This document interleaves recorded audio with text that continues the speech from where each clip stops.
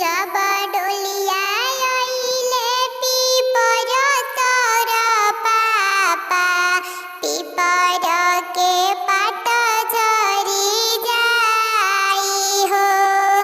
যাবা ডলিয়ায় আইলে পিপরতর চাচা পিপরকে পাট ঝরি যাই হো। रोवेले बेटी के पापा बेटी के अगवा होई जाई है बैरन हमार हो।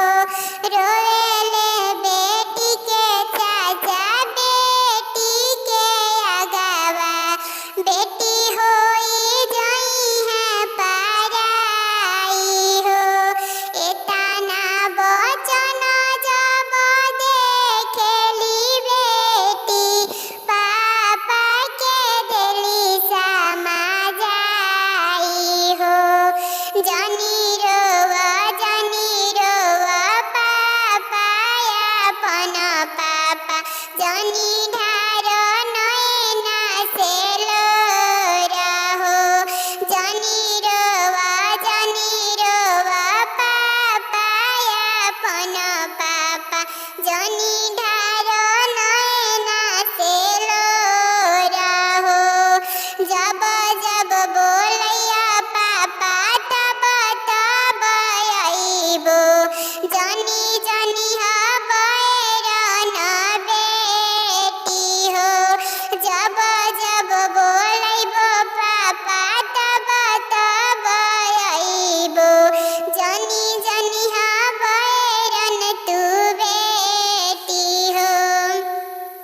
हाथवा धराई पापा बेटी दान करबो भेज देबो दूसरा के घर हे। कैसे के कल पापा बैरन होई बेटी तोहार हो धन हे। कैसे के कल चाचा बैरन होई बेटी तोहार हो धन हे। विधि के विधानवानी भवनी बेटी तोहारा के देनी बिसराई है। चुप हो खा दुलारी बेटी चुप हो खा काजल बेटी हो। चुप हो खा दुलारी बेटी चुप हो अंशिका बेटी है।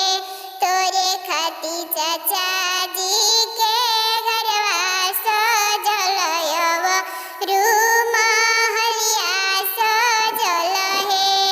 तोरे खाती पापा जी के घरवा सजल रूम हलिया सजल है।